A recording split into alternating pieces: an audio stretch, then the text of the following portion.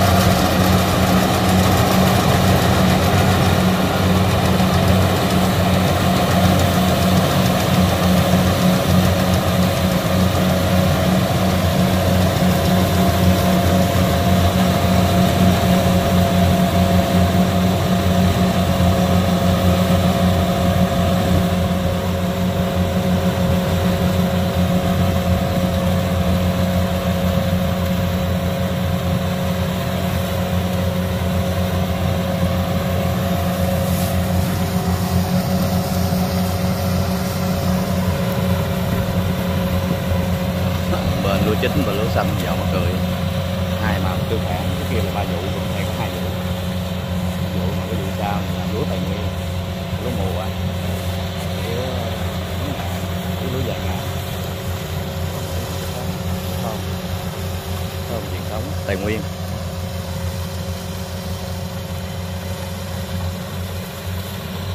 Ở dây văng ra để cho lúa nó không có ngã ra bờ, ta đi nó rụng lúa.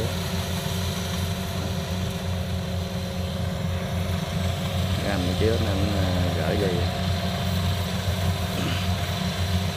nãy giờ qua thì dù gỡ dây đó. Rồi lúa ngã thì chỉ cần một người hứng là đủ.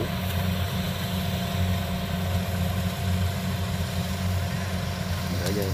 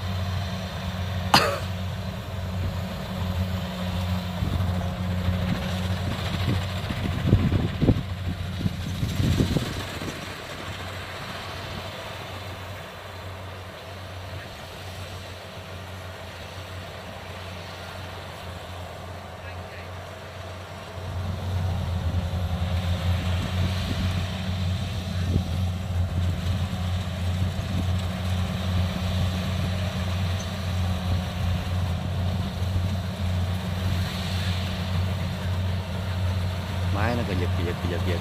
Lúa ngã cắt rất là nặng máy. Lúa này ngã tép luôn các chị. Làm gạch dí.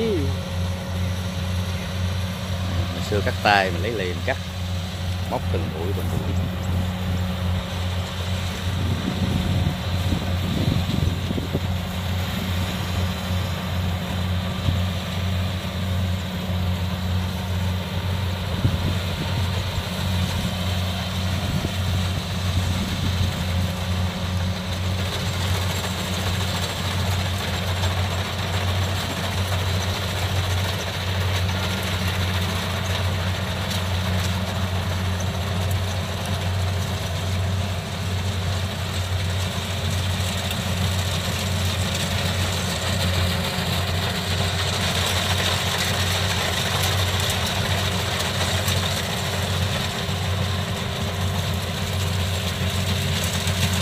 Kia bắt khác nhau quay đâu rồi trời nắng này dưới đây luôn hả? Nắng mới đẹp. Nắng mới đẹp hả? Tôi nắng quá. Chờ mát thôi. Giống như bác cắt lúa giờ nắng là mới cắt, còn mưa đâu có cắt. Cái lúa ngã này chỉ cần người hứng thì đủ, chỉ cần 2 người. Người hứng con ngã là dạo 2 lần để không tay làm lúa bính rồi trứng rồi. Hiện giờ người hứng đi rồi người hứng tiếng xong cái người kia chạy lên chứ đứng chi 2 người cảnh như mệt.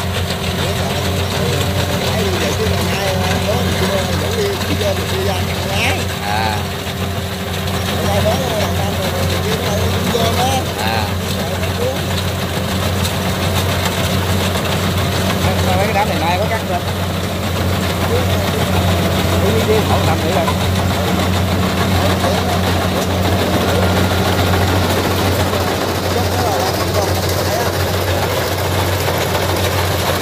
Cải đá bự á.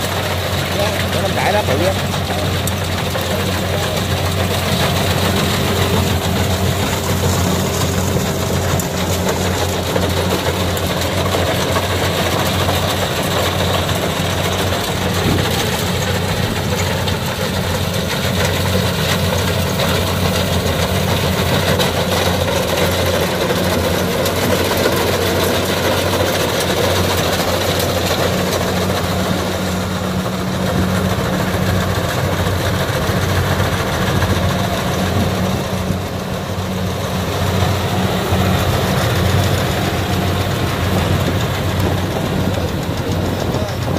Trời ơi, cắt lâu đấy bà.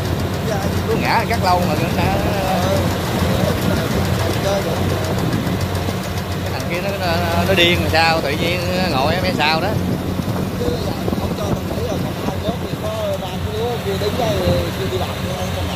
Đúng rồi. Nó đứng là 2 thằng đứng là tá quả luôn.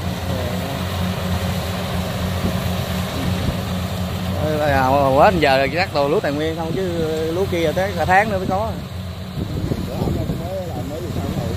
Ở trong Tết thôi. Trong Tết là hết rồi. Vụ 3 đó hết rồi. Vụ 2 hết rồi. Bây giờ chỉ còn lúa Tài Nguyên. Sao đó rồi tới 3 vụ 3 rồi chứ uống nước bơm không. Vụ 3 cả tháng nữa. Đây là có chỗ nào đám nào làm nàng thơm ta? Không. Tài Nguyên không?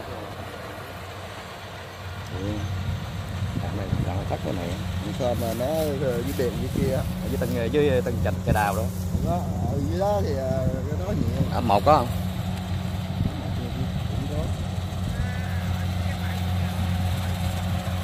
Cũng chưa biết thấy cũng rồi. Cái video của Long An Vũ Yêu tới đây cũng kết thúc. Cảm ơn các anh chị, các bạn đã quan tâm theo dõi. Xin chào, hẹn gặp lại ở những video sau. Chúc sức khỏe các anh chị và các bạn. Thank you for your watching. Nói tiếng Anh rồi.